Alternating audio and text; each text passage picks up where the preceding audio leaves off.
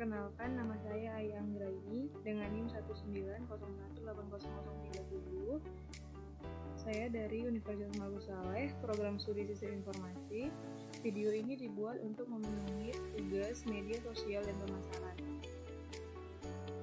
Baiklah, pada video kali ini saya akan menjelaskan mengenai strategi bisnis dalam pemasaran digital. Apa sih pengertian strategi bisnis itu? Jadi, strategi adalah rencana yang cermat mengenai kegiatan untuk mencapai sasaran secara khusus, sedangkan bisnis adalah usaha komersial di dunia perdagangan. Jadi, strategi bisnis merupakan rencana strategi yang terjadi pada tingkat divisi dan dimaksudkan untuk membangun dan memperkuat posisi bersaing produk dan jasa perusahaan dalam industri tertentu yang dilayani divisi tersebut. Tujuan dari strategi bisnis adalah untuk mencapai tujuan usaha dengan efektif dan efisien.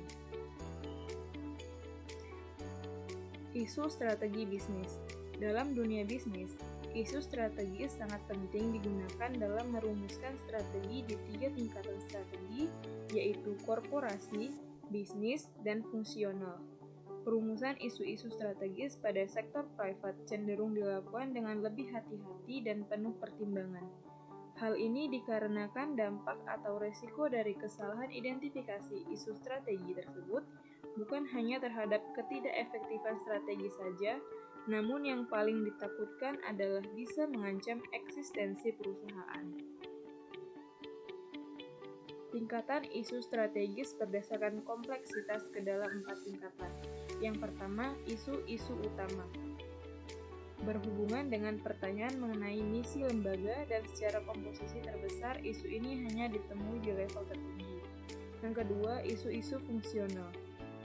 Fungsional berisi masukan pertanyaan-pertanyaan seperti anggaran, keuangan, dan usaha untuk memperolehnya.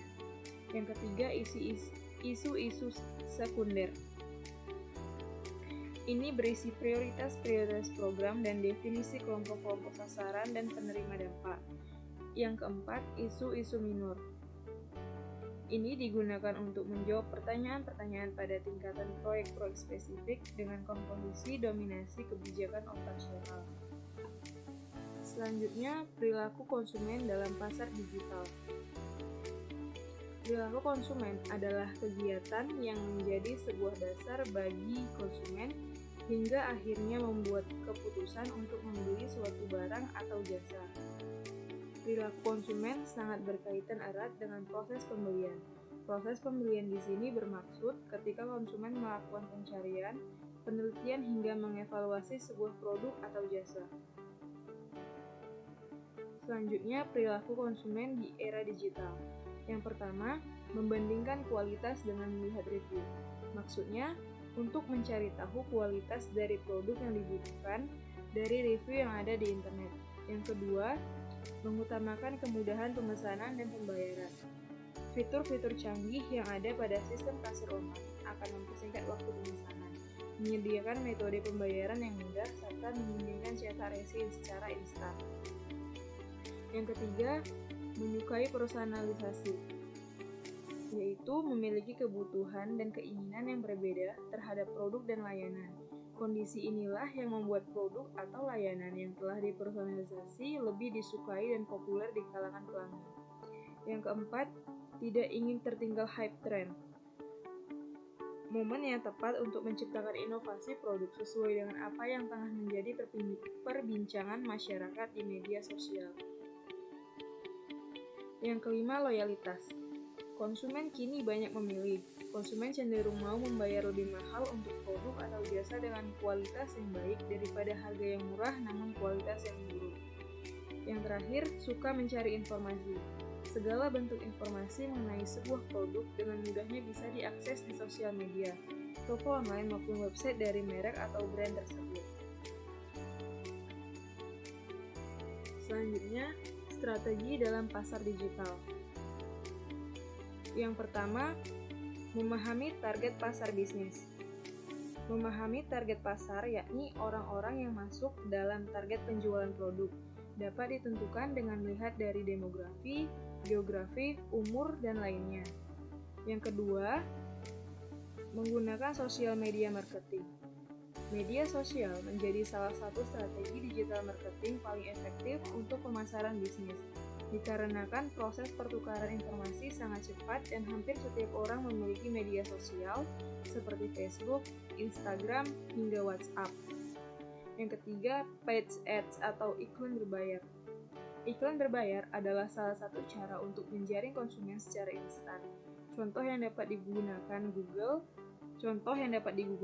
yaitu Google Ads, Twitter Ads, dan Facebook atau Instagram Ads. Selanjutnya, video marketing.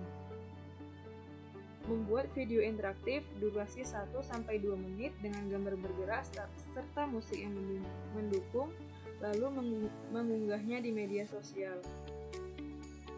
Yang kelima, blog atau website dan SEO. Website atau blog adalah situs yang digunakan untuk berbagai informasi terkait bisnis. Website dapat mengedukasi calon konsumen agar mereka tahu bisnis yang dijalankan dan tertarik untuk memakainya. Lalu, SEO atau Search Engine Optimization adalah cara optimalisasi website di mesin pencarian seperti Google agar artikel atau website berada di peringkat pertama pencarian Google. Yang terakhir, melakukan analisis dari strategi pemasaran. Setelah melakukan pemasaran digital, selanjutnya kita perlu mengukur dan menganalisa hasil kerja. Perhitungan mulai dari awal memasarkan hingga proses akhirnya. Hal ini penting untuk dilakukan sebagai bahan evaluasi selanjutnya sehingga dapat mengambil langkah agar proses pemasaran lebih baik ke depannya. Baiklah, ini saja yang dapat saya sampaikan. Mohon maaf apabila terjadi banyak kesalahan maupun kekurangan. Saya akhiri. Wassalamualaikum warahmatullahi wabarakatuh.